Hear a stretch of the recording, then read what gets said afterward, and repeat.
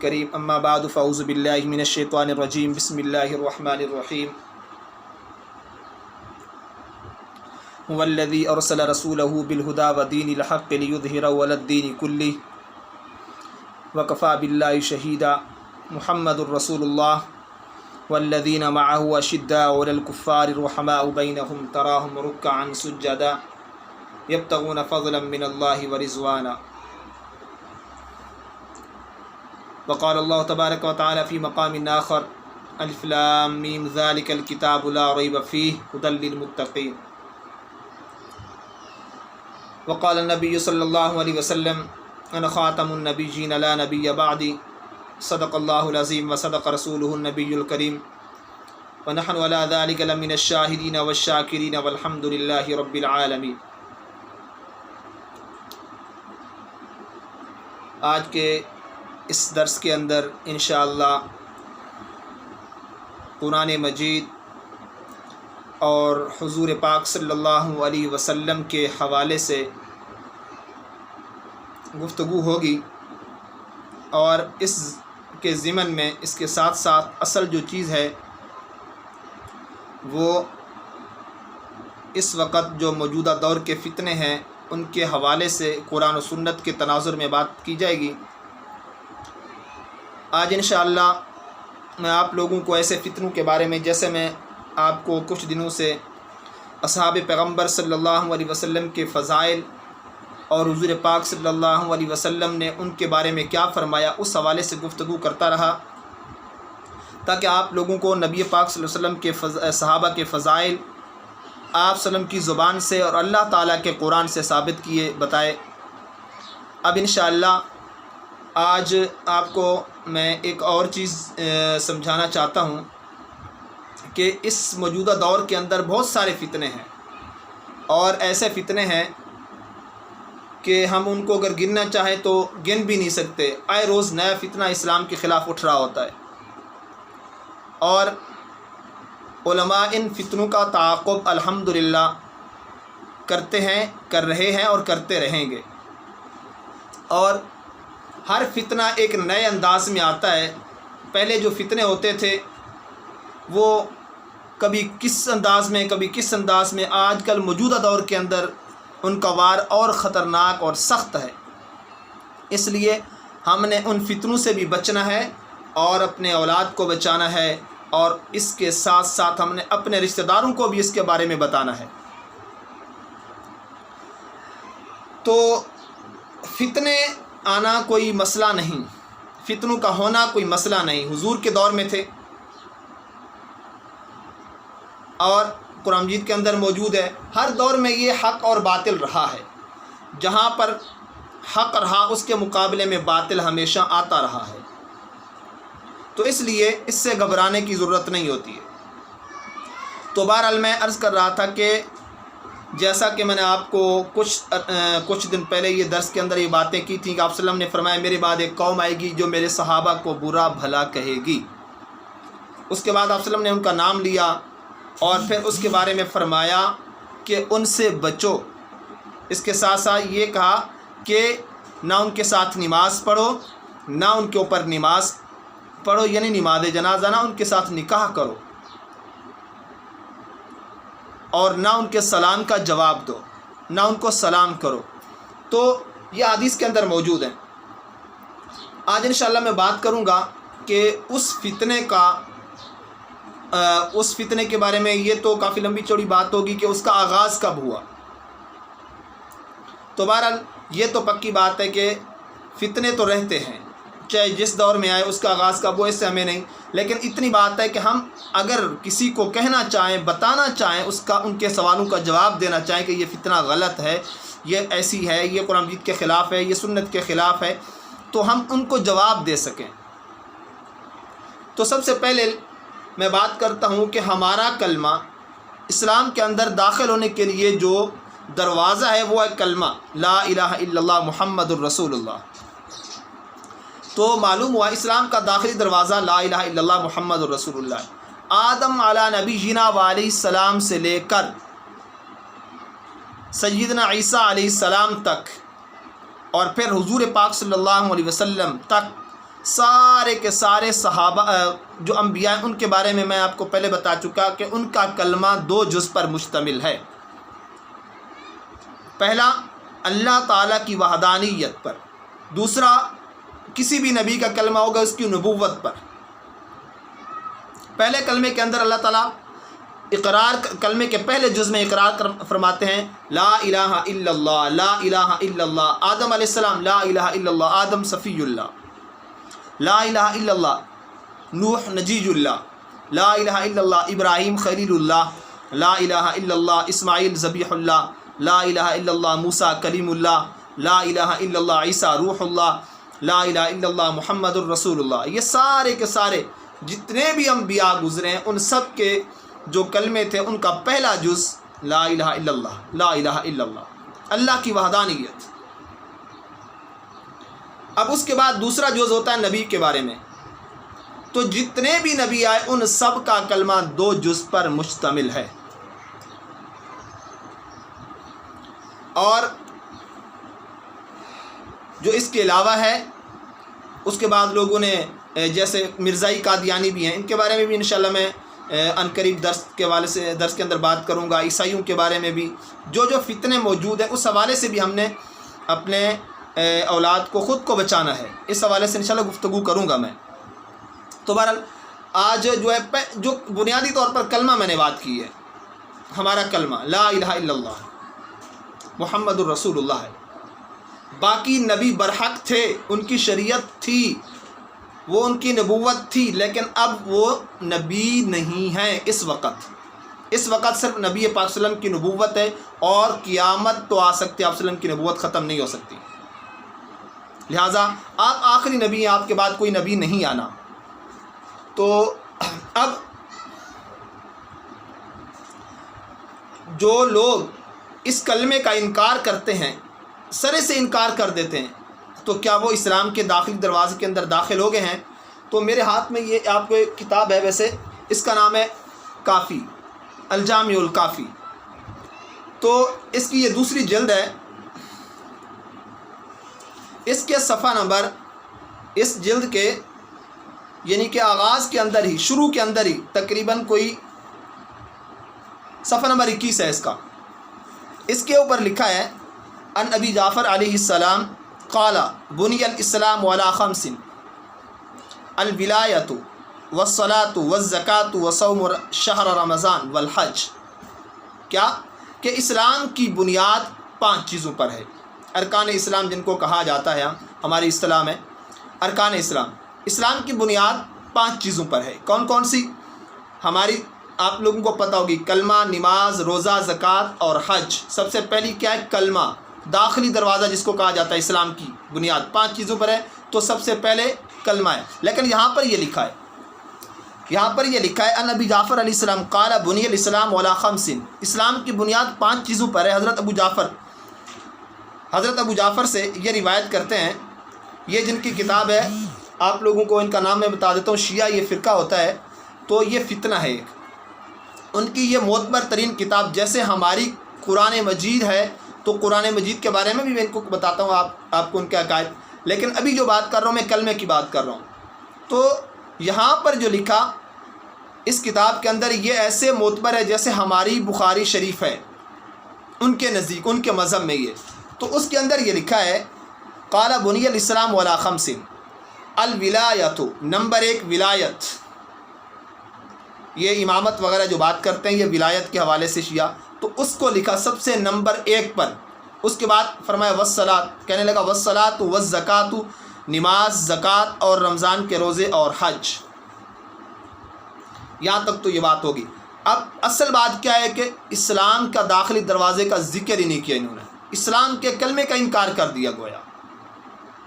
تو اور یہاں پر صرف یہی نہیں، اس کی وضاحت آگے کر دی، کوئی یہ نہ کہے کہ نہیں یہ تو نہیں کیا ہوگا، ویسے ہی آگے اس کے اندر لکھا ان نبی جعفر علیہ السلام قال بنی الاسلام علی 5 الصلاۃ والزکاۃ والصوم والحج والولایۃ ولم يناد بشیء ما نودی بالولایۃ یوم الغدیر، کہ اس کے علاوہ کسی اور چیز کا نام ہی نہیں ذکر کیا، یعنی کہ اس کے علاوہ کوئی اور چیز نہیں ہے اسلام کے اندر، گویا کلمہ ہی نہیں ہے سرے سے۔ تو یہ تو ہو گیا کلمے کا انکار یہ ان کی معتبر ترین کتاب سے. صرف یہی نہیں، ان کا کلمہ 5 جز پر مشتمل ہے. کون کون سا؟ لا الہ الا اللہ محمد الرسول اللہ، یہ 2 جز ہو گئے ہمارے والے. علی ولی اللہ، وسیع رسول اللہ، خلیفۃ بلا فصل، یہ 5 جز ہیں ان کے کلمے کے. کسی بھی پیغمبر کا، کسی بھی نبی کا 2 جز سے کلمہ زیادہ اگر کسی کتاب سے مان لیا جائے، زبور، تورات، زبور، انجیل سے کہیں نہیں ملے گا آپ کو. یہاں تک کہ ہماری احادیث کی کتابوں میں سے بھی کسی کے اندر نہیں ملے گا. جتنے بھی ہیں کلمہ 2 جز پر مشتمل ہوتا ہے. تو گویا کہ اسلام کے کلمے کا انکار ہو گیا. 5 جز پر کلمہ ہے، اور میرے پاس یہ کتابیں موجود ہیں اور یہ سب ان کے اندر شامل ہے. میں آپ کو دکھا سکتا ہوں، یہ غلام حسین نجفی کی کتاب ہے، اس کے اندر بھی 5 جز پر کلمہ مشتمل ہے. اور صرف یہی نہیں ہے، ان کی معتبر ترین کتابوں کے اندر یہ چیزیں موجود ہیں. تو بہرحال میں بات کر رہا تھا کلمے کی. اس کے بعد ہم دیکھتے ہیں قرآن مجید کو. معتبر اللہ تعالیٰ کی آخری کتاب ہے، آخری کتاب. اور آپ صلی اللہ علیہ وسلم نے بھی اس کے بارے میں نے آپ کو بتا دیا تھا، اس کے بارے میں قرآن مجید کے بارے میں بھی آپ کو کافی چیزیں بتائی تھیں کہ آخری کتاب ہے. یہ آغاز کے اندر جیسے قرآن مجید کی حفاظت کرتے تھے، ویسے صحابہ احادیث کی بھی حفاظت فرماتے تھے. تو اب اس کے ساتھ ساتھ قرآن مجید کی جو آیات اس پر شاہد ہیں، انا نحن نزلنا الذکر وانا لہ لحافظون، کہ اللہ تعالیٰ فرماتے ہیں ہم نے ہی اس کو نازل کیا ہے اور ہم ہی اس کی حفاظت کرنے والے ہیں. تو قیامت تک اس کی حفاظت کا ذمہ اللہ نے اپنے ذمہ لے لیا ہے. تو اس کے اندر کوئی گنجائش نہیں ہے شک و شبے کی، اور اس لیے یہ معتبر ہے، قیامت تک رہے گی. تو بہرحال ایک بات میں نے اور بھی چلیں وہ انشاءاللہ پھر کبھی صحیح. تو بہرحال یہ قرآن مجید آخری کتاب ہے. الف لام میم ذالک الکتاب لا ریب فیہ، اس کے اندر کوئی شک و شبہ نہیں ہے، یہ لا ریب کتاب ہے. تو لہٰذا اس کے بارے میں سارے کے سارے مسلمان کہتے ہیں کہ آج تک جو نبی کے پاس تھی، جو صحابہ کے پاس تھی، ہمارے پاس وہی کا وہی قرآن مجید موجود ہے. لیکن یہی کتاب اصول کافی ان کی معتبر ترین میں نے آپ کو بتایا ہے کتاب ہے. اس کی اگر میں بتا دوں کہ یہ کتاب جب لکھی گئی تھی، کافی کلینی اس کا مصنف ہے. تو اس نے یہ جب کلینی نے کتاب لکھی تھی، اس کو انہوں نے ان کا 12واں امام جو ہے، یہ تو اس کی کبھی لمبی چوڑی بات ہے 12ویں امام کے بارے میں، تو اس نے ہمارے ہاں وہ اس کا نہیں ہے اسلام کے اندر، تو وہ ان کا چھپا ہوا ہے، غار کے اندر بیٹھا ہوا ہے. اور وہ کیا کہتا ہے ان کے بارے میں، ان کا عقیدہ بہت خطرناک ہے، وہ انشاءاللہ موقع ملا تو بتاؤں گا. بہرحال اتنی بات ہے کہ اس کتاب کو جب کافی یہ کلینی نے یہ کتاب لکھی تو اس اپنے 12ویں امام کے پاس تشریف لے گئے وہ، اور اس کو پیش کی. اور اس نے کیا کہا، اس کتاب کو دیکھ کر کہا ھذا لکافی لشیعتنا، یہ میرے شیعوں کے لیے کافی ہے. تو بہرحال اس کتاب کو دیکھ کر کہا یہ میرے شیعوں کے لیے کافی ہے، یعنی کہ ان کے 12ویں امام کی معتبر ترین اور سب سے ان کے لیے جو ضروری کتاب ہے یہ کافی ہے. تو اس کے اندر کیا لکھا ہے میں آپ کو پڑھ کر سناتا ہوں. یہ اس کی جلد نمبر 2 صفحہ نمبر 634، صفحہ نمبر 634 کے اوپر یہ لکھا ہے. علی بن الحکم عن حشان بن سالم عن ابی عبداللہ علیہ السلام. یہ امام جعفر سے روایت کرتے ہیں کیا، قال ان القرآن الذي جاء به جبرائیل علیہ السلام الی محمد صلی اللہ علیہ وسلم 17,000 آیات. عربی آپ لوگ جانتے نہیں ورنہ اس کا ترجمہ آپ کو سمجھ آ جاتا. وہ کہتے ہیں کہ بے شک یہ جو قرآن مجید جو جبرائیل علیہ السلام حضور پاک صلی اللہ علیہ وسلم کے اوپر لے کر نازل ہوئے تھے، وہ قرآن مجید جو حضرت جبرائیل علیہ السلام حضور پاک صلی اللہ علیہ وسلم پر نازل ہوئے تھے لے کر، وہ کہتے ہیں کہ 17,000 آیات، 7,000 آیات پر مشتمل تھا.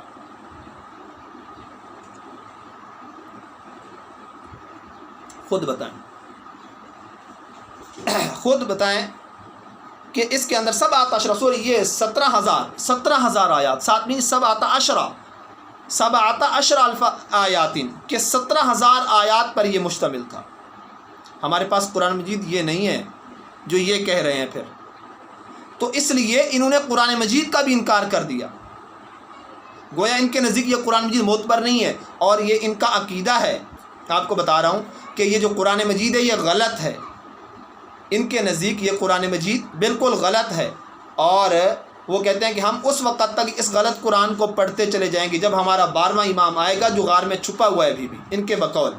وہ کہتے ہیں تقریباً یہ غار عراق کے اندر، غار کا نام ہے سورہ من رائی، اس کے اندر یہ ابھی تک چھپا بیٹھا ہے، اور یہ حالات سازگار ہونے کا انتظار کر رہے ہیں۔ کب ہوں گے حالات سازگار؟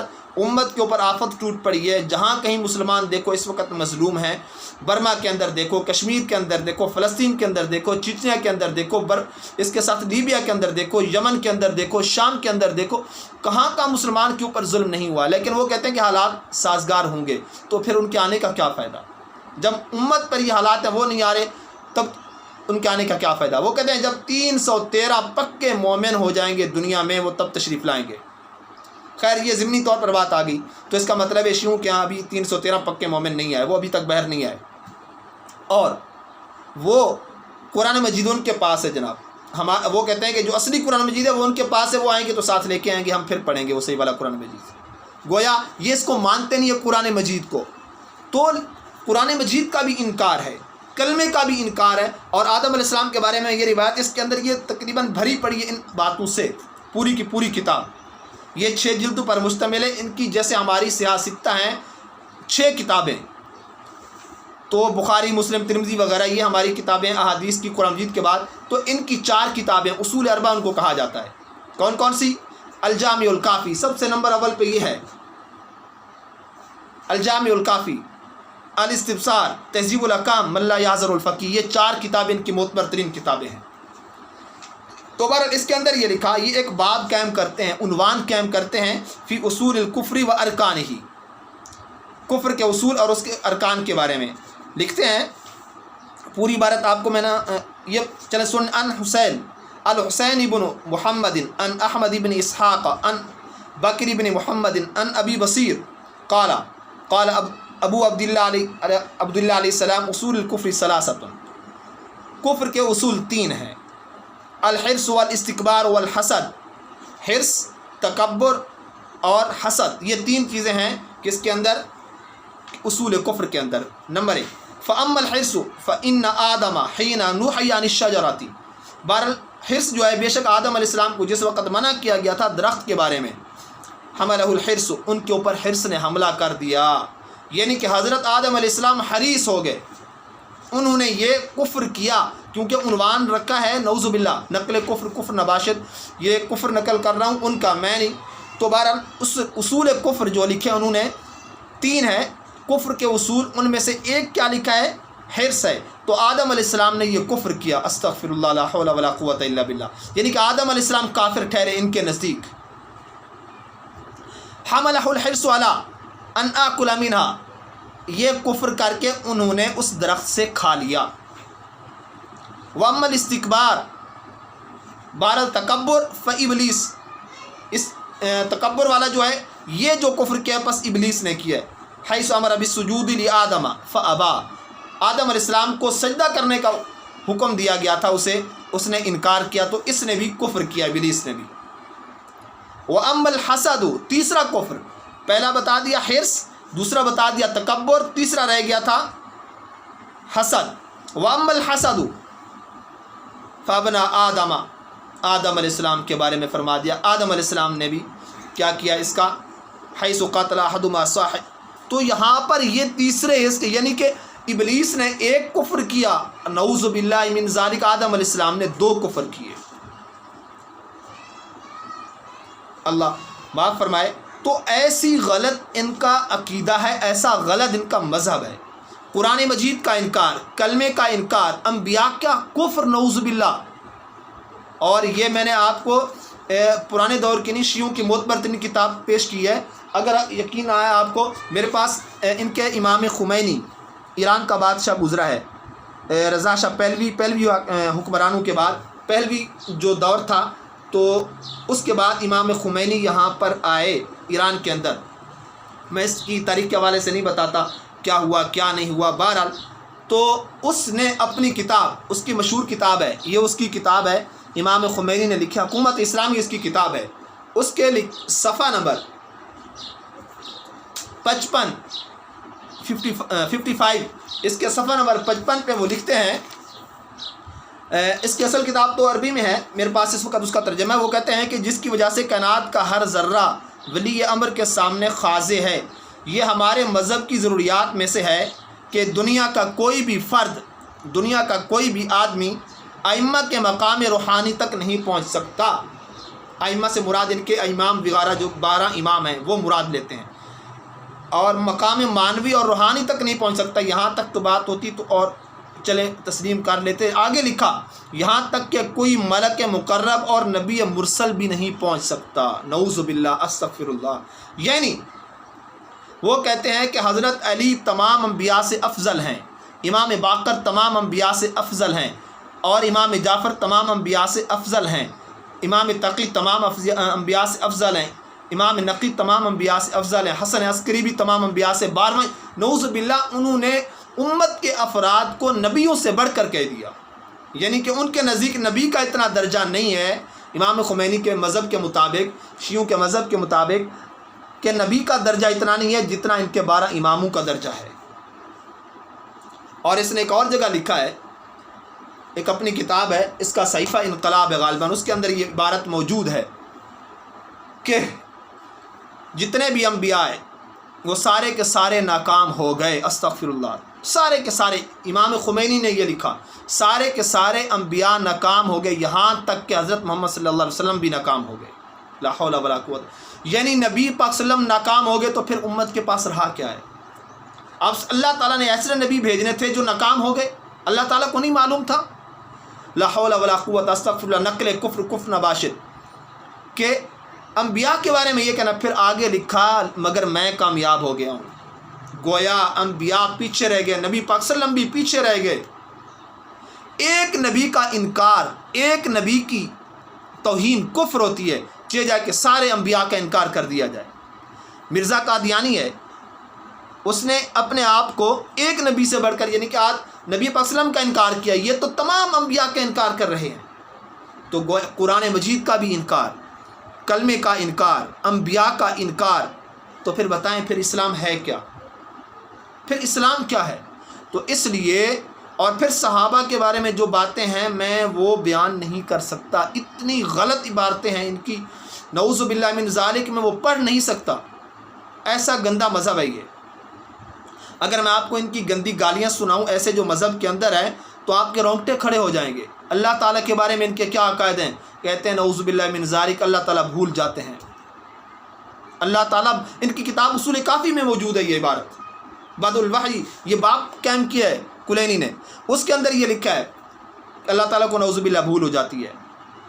اور یہاں تک لکھا ہے کہ نبوت تو علی کو دینے آنا تھا جبرائیل نے، اور مگر یہ بھول ہو گئی ہے کہ وہ نبی پاک صلی اللہ علیہ وسلم کے پاس لے کر آ گئے، ان کو نبی بنا دیا۔ لا حول ولا قوت الا باللہ۔ جو مذہب اپنے بڑوں کو گالیاں دیتا ہو، جو مذہب اپنے خدا تعالیٰ کے بارے میں یہ عقیدہ رکھتا ہو، اپنے انبیاء کے بارے میں، تو پھر اس مذہب سے بدتر کوئی مذہب نہیں ہو سکتا ہے۔ تو لہٰذا آپ یہ نہ کہیں کہ یہ صرف جس کو کہتے ہیں کہ علماء ویسے کہہ دیتے ہیں، بلکہ جن علماء نے اس کے اوپر تحقیق کی ہے، اس کو پڑھا ہے، اس کو پرکھا ہے، وہ سارے کے سارے ان کے بارے میں یہی رائے قائم رکھتے ہیں کہ یہ ان کا اسلام سے کوئی تعلق نہیں ہے۔ تو بہرحال یہ مختصر میں نے آپ کو ایک دو باتیں بنیادی بتائی ہیں۔ ختم نبوت کے یہ ویسے منکر ہیں، قرآن مجید کے بھی ویسے منکر ہیں، اور نبی پاک صلی اللہ علیہ وسلم کے صحابہ کے یہ منکر ہیں۔ تو اسلام کے جتنے بھی ارکان ہیں اسلام کے، یہ آپ کو ایک خاص بات بتا رہا ہوں، اسلام کے جتنے بھی ارکان ہیں ان سب کا انکار ہے اس کے اندر۔ کلمے کا یہ انکار کرتے ہیں، نماز کا آپ لوگ جانتے ہیں ان کی نمازیں کتنی ہیں، قرآن مجید کے اندر کیا کہتے ہیں، نبی پاک صلی اللہ علیہ وسلم کی حدیث کی اسلام کے اندر 5 نمازیں، ان کی نمازیں بھی 5 نہیں ہیں۔ نماز، کلمہ، نماز، روزہ، روزے کے بارے میں ان کا عقیدہ غلط، یہ ہماری طرح نہیں رکھتے روزہ بھی، ٹھیک ہے، یہ اسلام جیسا نہیں ہے۔ اور اس کے بعد زکوٰۃ کا بھی انکار ہے، زکوٰۃ کا بھی انکار کرتے ہیں، زکوٰۃ دیتے ہی نہیں ہیں۔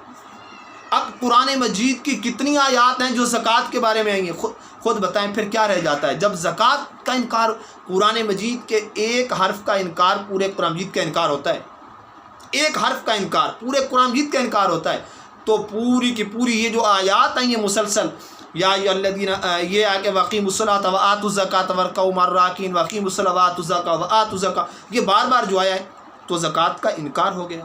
ان کے نزدیک تو ہے نہیں۔ آپ لوگ جانتے ہیں کہ یہاں پاکستان کے آپ کو مثال دے رہا ہوں میں، یہ ایسے نہیں کہہ رہا، ان کے مذہب کے مطابق جو ہے یہ یہاں پر کسی نے زکوٰۃ سے بچنا ہو تو وہ اپنے آپ کو یہاں پاکستان کے بینکوں میں شیعہ لکھوا دیتے ہیں کہ شیعہ زکوٰۃ کا انکار ہے، لہٰذا ان سے زکوٰۃ نہ لی جائے۔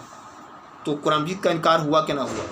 تو اس لیے جتنے بھی اسلام کے ارکان ہیں ان سب کا یہ انکار کرتے ہیں، یہ اسلام کی طرح نہیں چلتے، ان کا الگ اسلام سے کوئی تعلق نہیں ہے۔ جتنے بھی چیزیں ہیں، نماز، اذان ان کی الگ، آپ خود دیکھ لیں، اذان ان کی الگ ہے۔ تو بہرحال میں ایسی اور بہت ساری چیزیں، یہ تکیہ ہو گیا ان کا، پھر اور کافی سارے موضوعات ہیں، ان سب سے یہ اسلام سے جدا ہے۔ تو بہرحال آپ لوگوں نے یہ کرنا ہے کہ ان سے بچنا ہے، ان سے بحث نہ کریں، کیونکہ علماء ان سے بحث کر سکتے ہیں، عام طبقہ ان سے بحث بھی نہیں کر سکتا۔ کوشش یہ کریں ان سے بحث نہ کریں کہ اپنے مذہب اپنے پاس رکھو، ہمیں پتہ ہے، ٹھیک ہے۔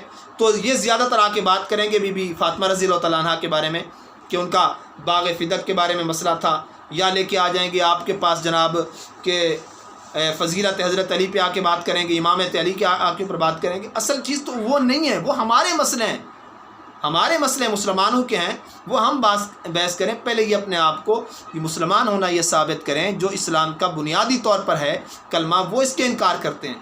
تو جو اسلام کا اندر یہ داخل نہیں ہے، وہ ہمارے گھر کے اندر، یعنی کہ ایک آدمی باہر سے اٹھ کے آ جائے آپ کے گھر کے مسائل کے بارے میں آ کے ڈسکس کرنا شروع کر دے، آپ کیا کہیں گے؟ بھائی آپ کا تعلق کیا ہے ہمارے گھر کے ساتھ؟ آپ آ جائیں ہمارے مسائل میں بات کریں، نہیں۔